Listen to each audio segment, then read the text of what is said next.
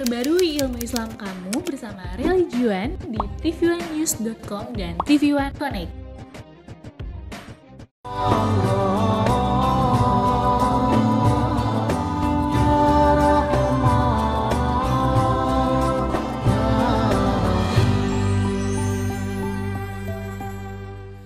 Assalamualaikum warahmatullahi wabarakatuh.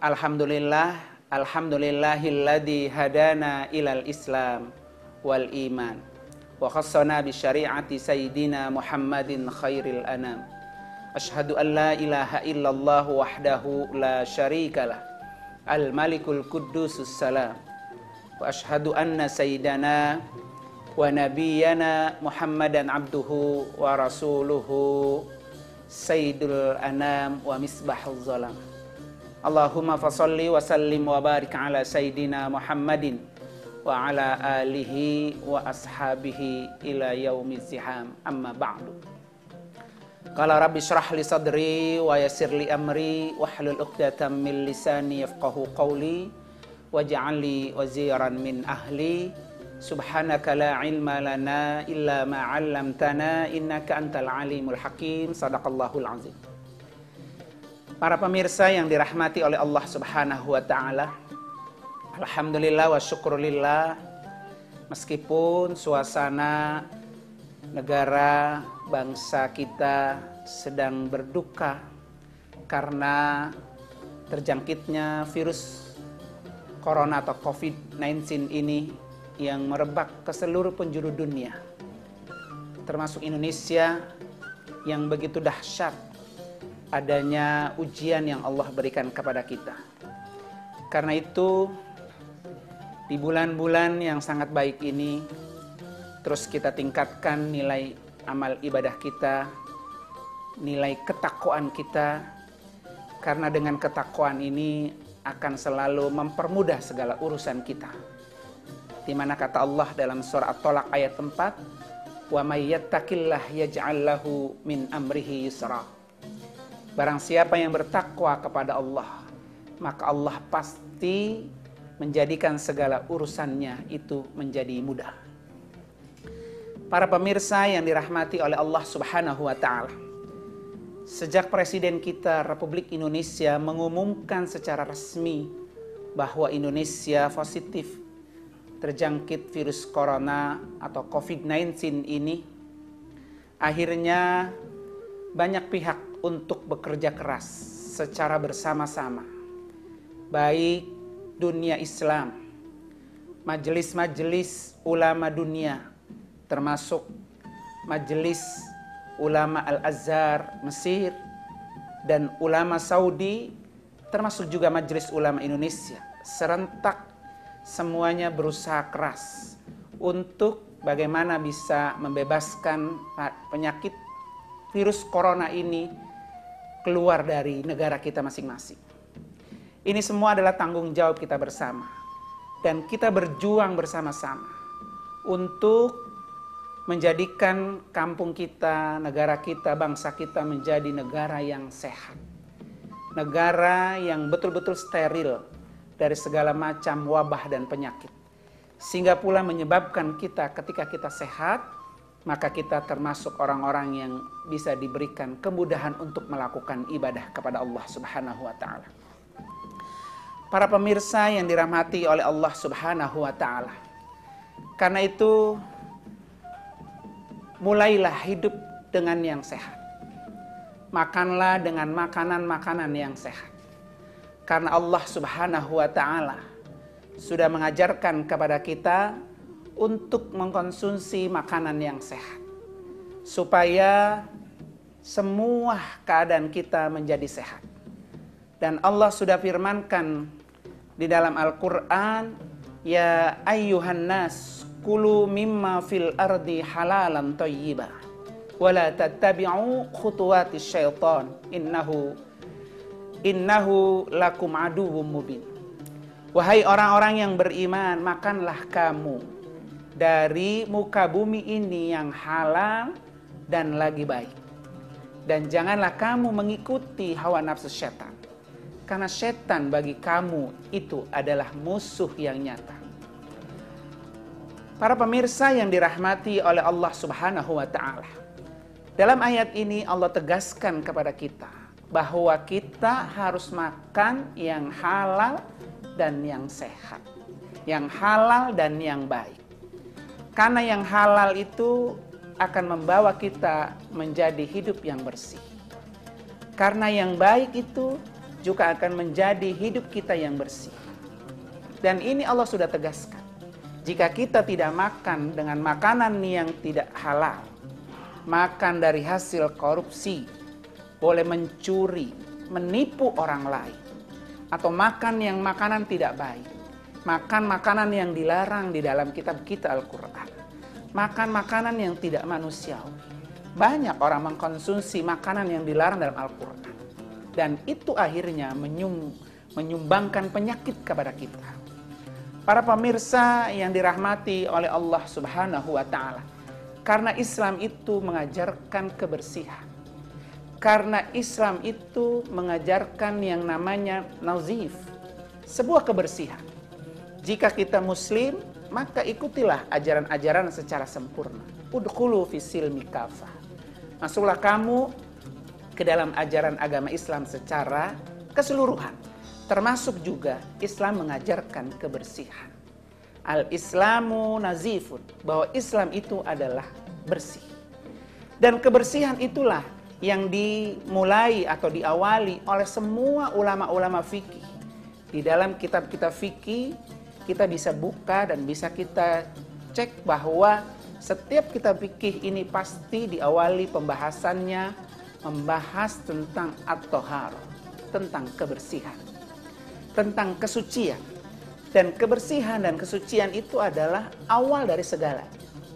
Karena kesucian itu adalah pintu gerbang untuk kita bisa melakukan ibadah kita yang lain. Seperti ibadah sholat. Ketika kita tidak suci, tidak bersih, tidak berwudu, maka tidak mungkin kita akan melakukan sholat. Seandainya pun kita sholat dalam kondisi tidak bersuci, maka sholat itu menjadi tidak sah. Karena itulah Islam mengajarkan kita tentang kebersihan. Itu pula akhirnya ulama-ulama fikih mazhab semua mengatur babut toharah.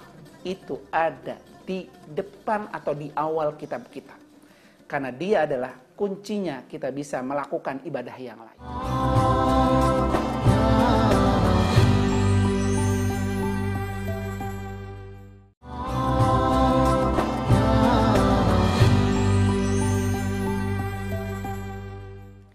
Termasuk juga para pemirsa yang dirahmati oleh Allah Subhanahu wa Ta'ala, bahwa kebersihan itu adalah kuncinya surga. Jadi ketika orang pengen masuk surga, maka dia harus bersih. Bersih apa yang dia makan. Bersih apa yang bisa mengalirkan daging dan darahnya. Bersih apa yang dia konsumsi. Kalau ada hal-hal yang tidak bersih dia makan, maka dia tidak akan bisa mengharapkan untuk bisa masuk ke dalam surganya Allah Subhanahu wa Ta'ala. Para pemirsa yang dirahmati oleh Allah Subhanahu wa Ta'ala, entah kapan wabah virus corona ini yang masih terus melanda negara kita akan berakhir. Kita tidak tahu apa yang terjadi ke depannya, akan terjadi di kemudian hari. Yang terpenting adalah buat kita adalah terus berusaha dan meminta kepada Allah. Karena virus corona ini bukan hanya menimpa kepada orang-orang yang berbuat zalim saja, tetapi kita yang tidak berbuat zalim pun ikut merasakan imbas daripada itu semua. Seperti ibarat ada satu titik noda yang mengotori baju. Kemudian ketika kita menghilangkan noda itu dari baju, bukan hanya basah sekitar noda itu yang akan kita bersihkan, tapi seluruh baju itu akan kita cuci secara keseluruhan untuk membersihkan satu titik noda. Padahal baju-baju yang lain, posisi-posisi yang lain ada posisi yang tidak kena noda, tidak kotor, tidak bersalah. Tapi dia terkena imbasnya karena dia terkena daripada noda yang ada dalam baju itu. Dan Allah sudah tegaskan di dalam surah Al-Anfal ayat 25. Wattaqu fitnatan la tusibanna alladziina zalamu minkum khassah. Karena itu takutlah kamu kepada satu cobaan yang tidak hanya menimpa terkena kepada orang yang berbuat zalim saja, tetapi kepada kita yang tidak berbuat zalim juga akan terkena imbas daripada fitnah itu sendiri. Wa'lamu annallaha syadidul iqab. Ketahuilah bahwa Allah itu sangat pedih azabnya. Para pemirsa yang dirahmati oleh Allah Subhanahu wa taala. Karena itu mari kita jaga lingkungan kita. Kita jaga warga dan masyarakat kita, kampung kita, negara kita.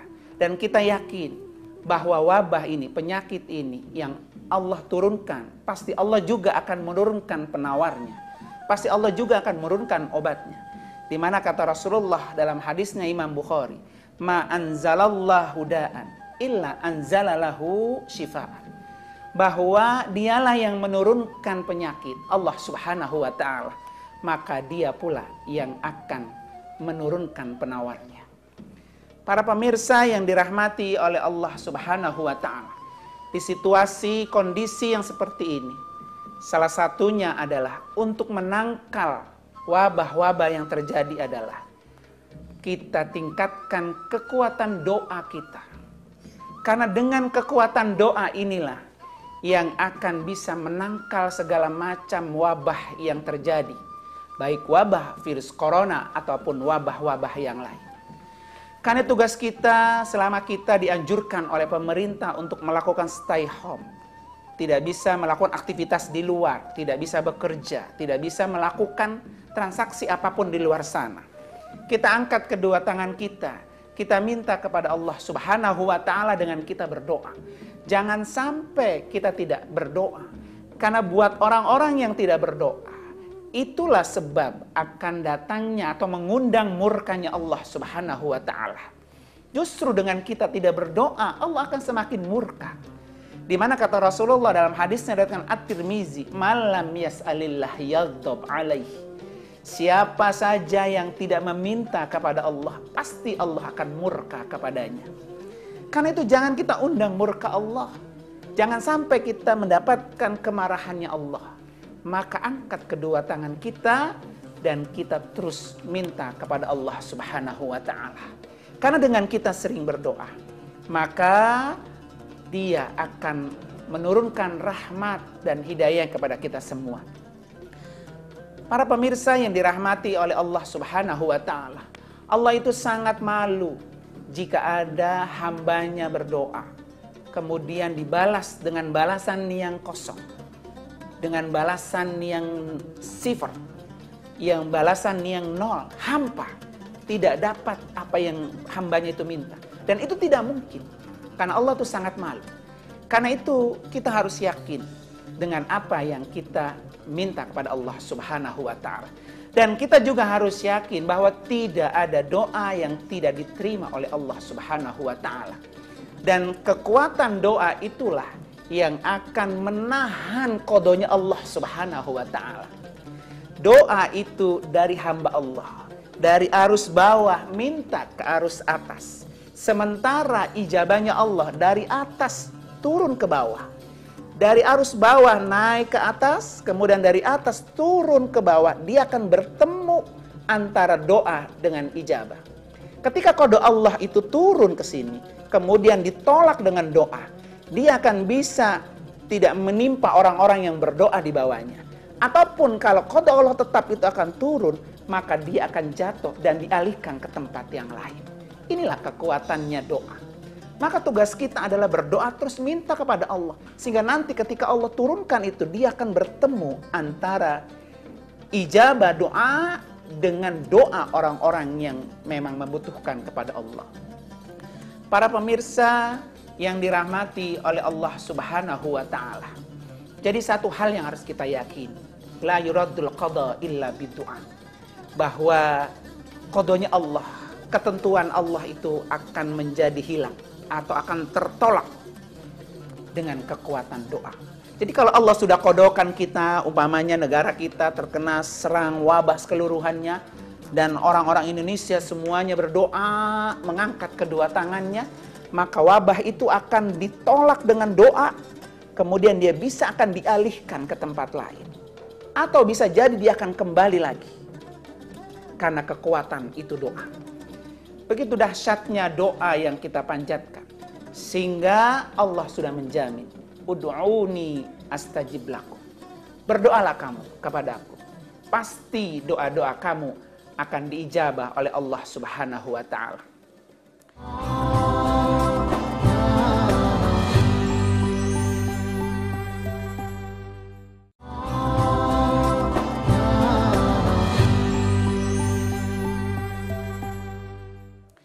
Para pemirsa yang dirahmati oleh Allah Subhanahu wa ta'ala.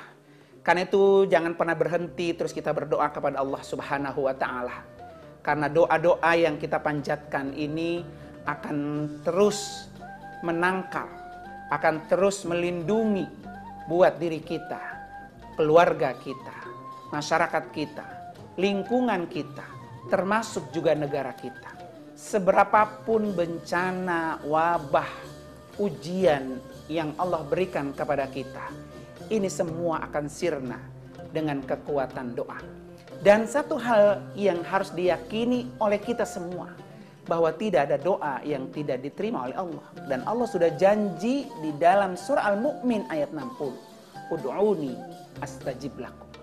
Berdoalah kamu kepadaku, pasti akan aku ijabah segala doa-doa kamu. Para pemirsa yang dirahmati oleh Allah Subhanahu wa ta'ala, yakinlah tidak ada doa yang tidak dijabah oleh Allah Subhanahu wa ta'ala. Kita selalu berdoa dan mohon kepadanya bahwa semua doa ini pasti akan diijabah oleh Allah Subhanahu wa ta'ala.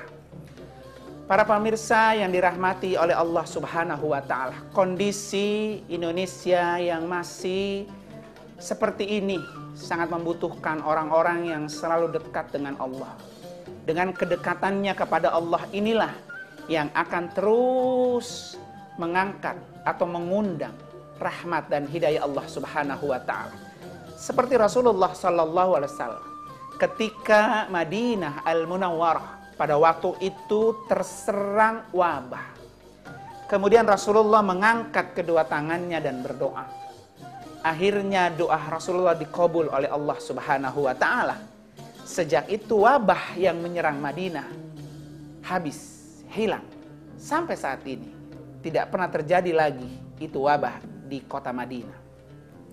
Inilah kekuatannya doa. Jadi tugas kita para pemirsa yang dimuliakan oleh Allah Subhanahu wa ta'ala adalah hanya berdoa. Minta aja. Tugas kita meminta, Allah nanti yang akan memberi. Tugas kita hanya meminta. Lebih enak memintakah atau lebih enak memberi? Biasanya seorang manusia seperti kita, manusia biasa, itu lebih senang meminta daripada memberi. Dan kita kadang tidak senang sama orang yang sering minta kepada kita.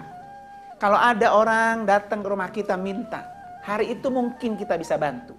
Kedua kali orang itu datang lagi minta, kita bisa bantu. Ketiga kali, pasti kita akan merasakan mengeluh. Kenapa kamu selalu meminta kepadaku? Tetapi sebaliknya dengan Allah. Semakin sering kita minta kepada Allah, maka Allah semakin senang. Itu bedanya manusia dengan Allah Subhanahu wa ta'ala. Karena itu, sering-seringlah kita minta kepada Allah. Karena dengan kekuatan doa inilah yang akan terus menjadikan apa yang kita inginkan ini bisa menjadi sebuah kenyataan. Apapun doanya, doa-doa yang baik, doa-doa yang bisa menenangkan jiwa kita, doa-doa yang bisa mententeramkan kampung kita. Ketika kita bisa berusaha dengan tenaga kita, maka berusaha dengan tenaga kita. Tetapi ketika kita tidak bisa memiliki tenaga, tidak bisa memiliki secara materi, tetapi kita memiliki kekuatan doa, maka berdoalah. Semakin banyak rakyat Indonesia mengangkatkan kedua tangannya kepada Allah, meminta, maka semakin senang Allah kepada rakyat Indonesia. Berarti semakin datangnya ridha Allah. Jadi semakin banyak berdoa, itu akan mengundang ridha Allah. Tetapi sebaliknya, ketika kita tidak mau berdoa, itu maka akan mengundang murkanya Allah Subhanahu wa ta'ala.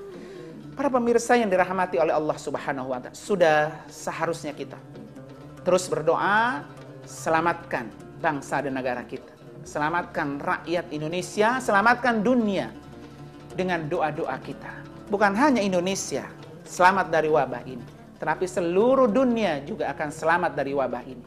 Sehingga kita betul-betul bisa tenang bekerja, bisa tenang beribadah, bisa tenang berinteraksi dengan banyak orang, bisa tenang juga berkarya dan berkreativitas dengan kita melakukan rasa aman buat kampung dan halaman kita. Karena itu terus berdoa. Berdoalah, hanya dengan doa inilah kekuatan buat kita. Terima kasih, semoga ada manfaatnya. Wassalamualaikum warahmatullahi wabarakatuh.